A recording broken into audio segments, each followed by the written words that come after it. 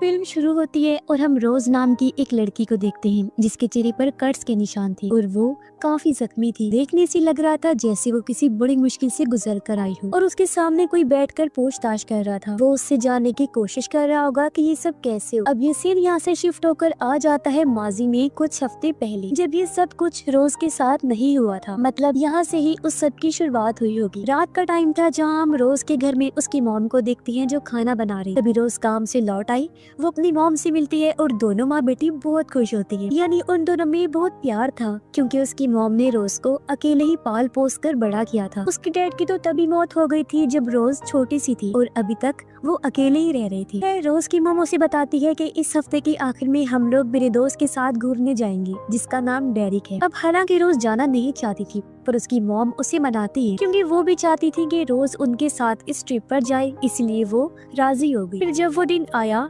रोज और उसकी मॉम तैयार होकर गाड़ी में बैठ जाती है निकलने के लिए। यहाँ रोज एक बार फिर अपनी मॉम को कहती है कि आपको उस आदमी से मिले ज्यादा दिन नहीं हुए हैं, क्या हमें उस पर भरोसा करना चाहिए?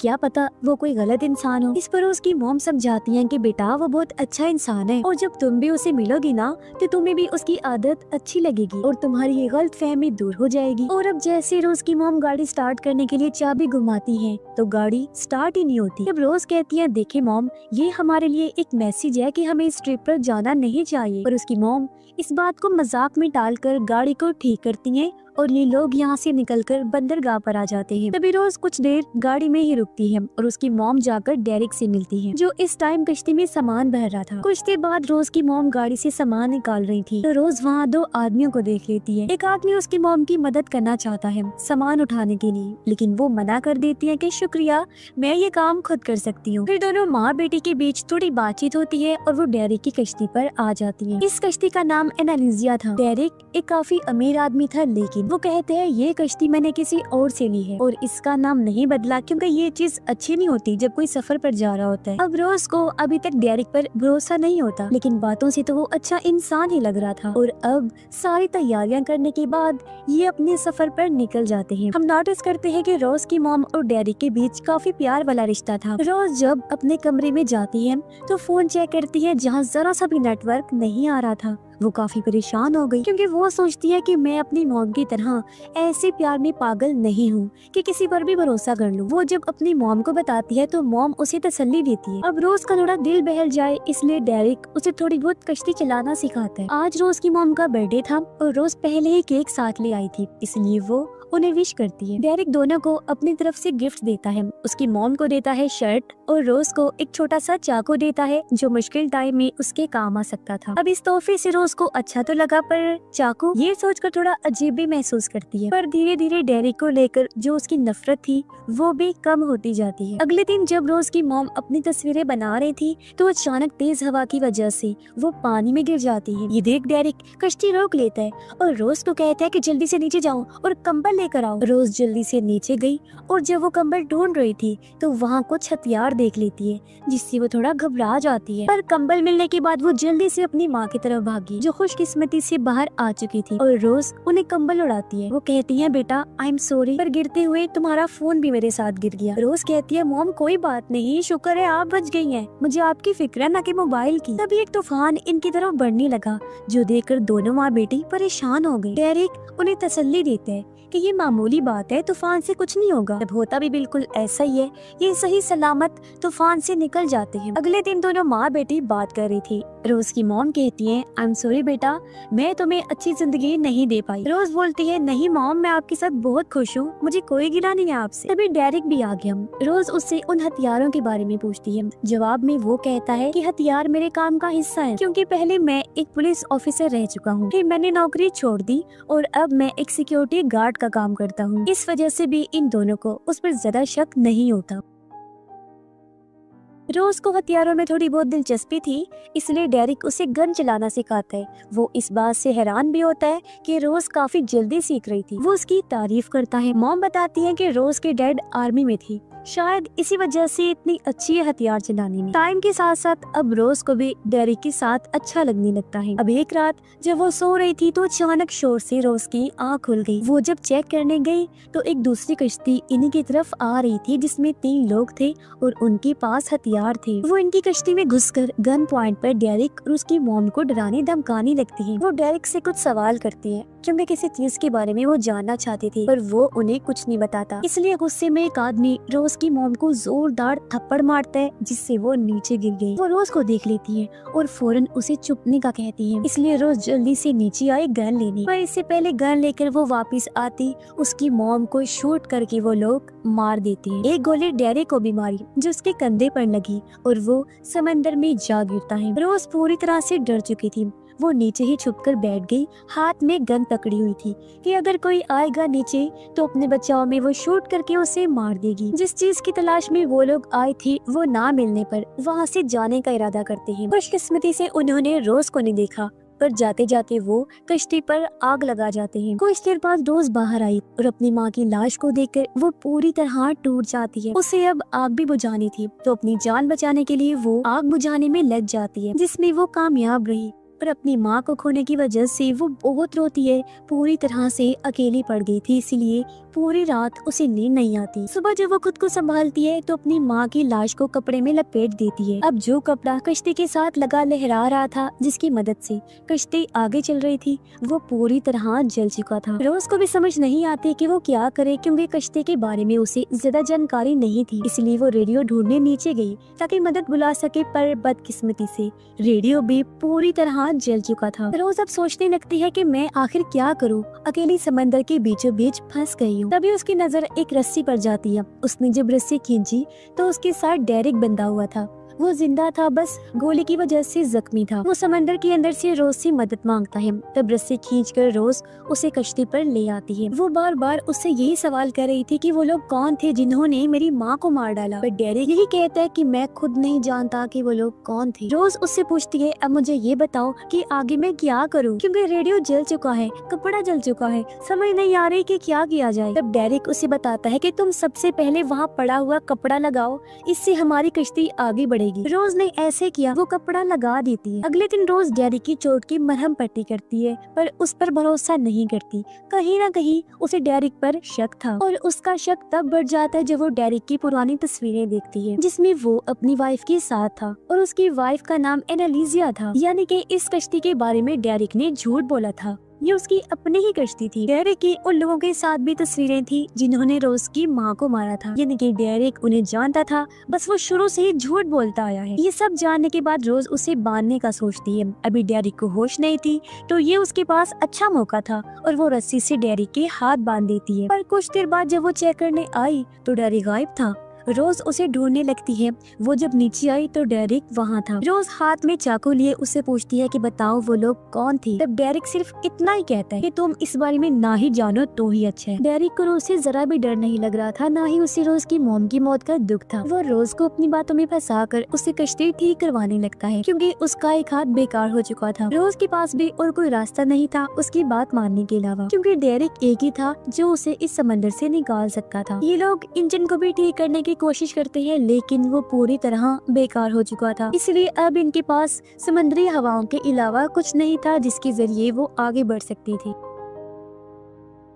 रोज अपनी मॉम की लाश के गले से लॉकेट निकाल कर पहन लेती है उनकी याद में। ये देख डेरिक कहता है कि तुम्हारी माँ को ये लॉकेट मैंने दिया था, पर रोज जानती थी कि वो झूठ बोल रहा है, क्योंकि उसकी मॉम का ये लॉकेट तो काफी पुराना था, जबकि डेरिक से तो वो कुछ दिन पहले ही मिली थी। अब ये 2 दिन तक ऐसे ही आगे बढ़ते रहे, पर डेरिक एक दिन काफी भड़क जाता है। वो गुस्से में बोलने लगा, क्योंकि नक्शे के मुताबिक वो अपनी मंजिल पर नहीं बल्कि उससे काफी दूर जा रही थी। डेरिक को गुस्से में देखकर रोज अपने कमरे में जाकर छुप जाती है। अपने बचाव में उसने हाथ में गन भी ले ली थी। सुबह जब वो बाहर चेक करने आई तो डेरिक कोने में बैठा हुआ था मायूस होकर। रोज खुद ही आसपास देखने लगती है, जहाँ उसे एक आइलैंड नजर आया, और अब वो डेरिक से बिना पूछे ही आइलैंड की तरफ कश्ती मोड़ लेती है। पर ये इस कश्ती के जरिए किनारे तक नहीं जा सकते थे, इसलिए इन्हें राफ्ट यानी छोटी कश्ती के जरिए वहाँ पर जाना पड़ेगा। डेरिक भी आइलैंड पर जाना चाहता था, इसलिए वो पहले ही राफ्ट में सवार हो जाता है, पर एक हाथ के काम ना करने की वजह से उसे रोज की जरूरत थी चप्पू चलाने करने के लिए, पर रोज भी उस पर भरोसा नहीं कर सकती थी, मगर मजबूरी थी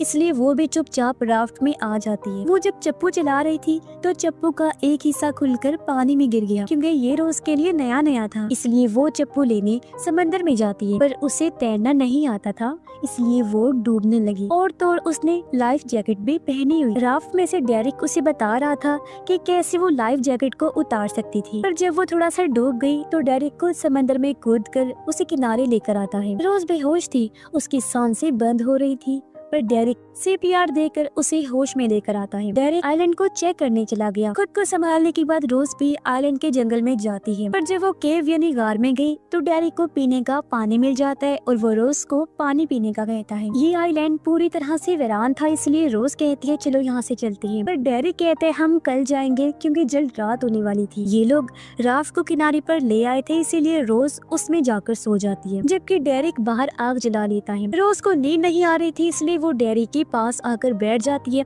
दोनों बातें करने लगी और डेरिक उसे अपनी कहानी बताने लगता है। वो कहता है मैं एक ईमानदार पुलिस वाला था, 10 साल तक मैंने अच्छे से अपना फर्ज निभाया पर मेरे हाथ कुछ नहीं आया। मेरी हालत जहाँ दिन ब दिन बदतर होती जा रही थी तो दूसरी तरफ लोग अमीर हो रहे थे। मेरी वाइफ मुझे छोड़ के चली गई क्योंकि वो मुझे हालात से हारा हुआ समझ रही थी। बस फिर मैंने अच्छाई का रास्ता छोड़कर बुराई का रास्ता अपना लिया और मैं गलत लोगों के साथ मिल गया जहाँ मुझे बहुत पैसा मिला और मैं अमीर हो गया। अब मैं जिस आदमी के साथ काम करता था वो सच में किसी शैतान से कम नहीं था, क्योंकि उसने सारे बुरे काम किए जिसके बारे में तुम सोच भी नहीं सकती, जैसे कि चोरी, लूट मार, लड़कियों को अगवा करना, फिर उनकी स्मगलिंग करके बेच देना और हर तरह का गलत काम। और हाँ, मुझे तुम्हारी माँ से प्यार व्यार नहीं था, मुझे तो वो बस वैसे पसंद आई थी तो इसलिए मैंने उसे फंसाया क्योंकि वो भी खूबसूरत थी और तुम भी। वो नहीं रही तो तुम तो हो, माँ न सही तो बेटी सही, जिससे रोज को काफी गुस्सा आया। आगे डेरिक बताता है मेरा बॉस तुम जैसी खूबसूरत लड़कियों को ही पसंद करता है जिनको अगवा करके वो उनको बेच दिया करता था। और हाँ, करें बात मेरी, मुझे भी इन बुरे कामों में फिर बहुत मजा आने लगा, जैसे कि लोगों को लूट कर मैं काफी इंजॉय करता था। मैंने अपने बॉस को भी लूटा, वो उस दिन अपने पैसे मुझसे लेने आया था जिसमें तुम्हारी माँ मारी गई। ये सारी बातें सुनकर रोज अपने गुस्से पर काबू नहीं कर पाती, वो मुक्का मारकर डेरिक को नीचे गिरा देती है, फिर उसके बैग से गन निकाल कर डेरिक पर तान कर उसे मारने की धमकी देती है। लेकिन डेरिक अभी भी उससे नहीं डर रहा था, वो उसे ताना मारता है कि तुम एक रस्सी तो बांध नहीं सकती, मैं आजाद हो गया जहाँ से, तो मुझे क्या मारोगी। रोज उस पर भड़कती है, वो जैसे ट्रिगर दबाती है गोली नहीं चलती क्योंकि गन खाली थी। देख डेरिक को मौका मिल गया, वो उस पर झपट पड़ा, नीचे गिरा लेता है, पर रोज किसी तरह खुद को छुड़वा कर भाग जाती है और डेरिक को गन मिल गई। जल्दी से रोज जंगल में भाग जाती है। डेरिक कहता है अब तुम हद से ज्यादा जान गई हो इसलिए तुम्हें मरना होगा। वो गन लेकर जंगल में उसके पीछे भागने लगता है, जहाँ रोज भाग रही थी और डेरिक उसके पीछे बढ़ा हुआ था और रात भर बस यही चलता रहा। सुबह रोज प्लान बनाती है कि मैं राफ्ट लेकर यहाँ से भाग जाऊंगी, पर डेरिक जो ऊंची जगह पर खड़ा था वो रोज को देखते ही गोलियां चलाने लगता है। एक गोली रोज के पैर में भी लग जाती है, साथ ही डेरिक भी ऊंची जगह से गिर जाता है। वो मरता तो नहीं लेकिन काफी जख्मी हो गया था और रोज उसे ऐसे मरता छोड़कर राफ्ट में आ गई। फिर जल्दी से कश्ती में भी चली जाती है, पर अब धीरे धीरे कश्ती भी डूबने लगती है, इसलिए रोज भारी सामान बाहर फेंकने लगती है। फिर उसे अपनी माँ की लाश को भी समंदर में छोड़ना पड़ा, लेकिन फिर भी कश्ती डूब गई और रोज को वापस राफ्ट में आना पड़ा, लेकिन वो काफी रो रही होती है। ऐसे ही 2 दिन तक वो समंदर में रही। एक दिन उसे एक कश्ती दिख जाती है तो फ्लेयर गन की मदद से रोज कश्ती का ध्यान अपनी तरफ करती है। उन लोगों ने फ्लेयर की रोशनी देख तो ली थी, पर वो रात को आती है रोज को बचाने और उसे अपनी कश्ती में ले आई। खाने के लिए उसे कुछ देते हैं और उन लोगों के पास हथियार भी थे, जिन्हें देख रोज समझ गई कि ये लोग जिन्होंने मेरी जान बचाई है अच्छे लोग नहीं है, क्योंकि तभी वो एक लड़की को देखती है जिसने नशा किया हुआ था और उसे कहीं ले जाया जा रहा था। अब रोज नहाने का बहाना बनाकर बाथरूम में जाती है।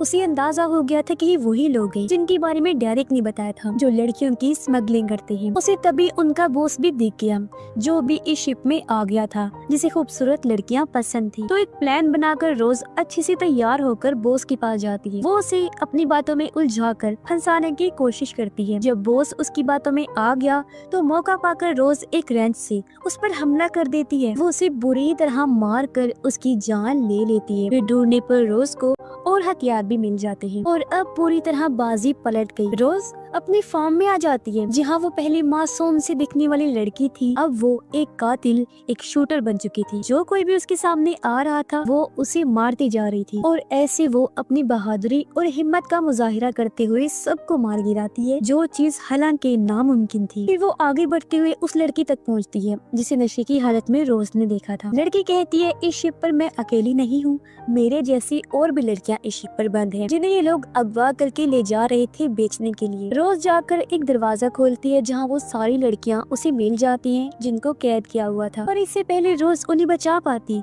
बॉस का एक साथी जो अभी तक जिंदा था वो आकर रोज पर गन तान देता है, पर इससे पहले वो रोज को मारता, रोज उससे पहले ही वार करके उसी पर गोली चला देती है और वो मारा जाता है। फिर जब रोज ऊपर आई तो एक और जिंदा था जो और कोई नहीं बल्कि डेरिक था। उसे जिंदा देखकर रोज हैरान रह गई, पूछती है, तुम तो उस आइलैंड पर मर गए थे ना, तो फिर यहाँ कैसे, और वो भी जिंदा। तब डेरिक बताता है कि वहाँ मेरा बॉस आ गया, उसे मैंने कहा कि मेरी जान के बदले तुम, और उसे फिर मैंने शिप पर भेजा था ये कहकर कि तुम वहाँ पर हो, और उसने मुझे बचा लिया। ये सुनकर रोज हंसने लगी, कहती है, पर तुम्हारे बॉस को तो मैंने मार दिया, वो अब नहीं रहा। ये सुनकर डेरिक उसे धक्का देकर सीढ़ियों से नीचे गिरा देता है। फिर गन उठाकर वो उसे मारने आता है, पर वहाँ आकर उसने देखा कि रोज तो गायब है। वो जब उसे चेक करने आया तो रोज एक केमिकल छोड़ देती है। जैसे ही उसका ध्यान भटका, रोज को मौका मिल गया और वो चाकू लेकर डेरिक को मार देती है। ये वही चाकू था जो डेरिक ने उसे तोहफे में दिया था। अब शिप पर सारे बुरे लोगों का खात्मा हो गया था, सिर्फ रोज और वो बंदी बनाई गई लड़कियां ही जिंदा बचती हैं, जिन सबको रोज आजाद करवा देती है। ये लोग देखते हैं कि शिप बंदरगाह की तरफ बढ़ रही है। रोज समेत सभी काफी खुश होती हैं क्योंकि उनकी जान बच गई। बंदरगाह पर पहुंचते ही सारा मामला पुलिस संभाल लेती है और यहाँ से सीन वापस वहीं आ जाता है जहाँ से मूवी शुरू हुई थी, जब रोज जख्मी बैठी थी और कोई उससे पूछताछ कर रहा था। तब रोज एक पुलिस वाले को ये सारी कहानी बता रही। इस पर पुलिस ऑफिसर रोज को उसकी हिम्मत की दाद देते हुए कहता है कि बहुत खूब, तुमने बहुत अच्छा काम किया और जल्द ही सारी लड़कियों को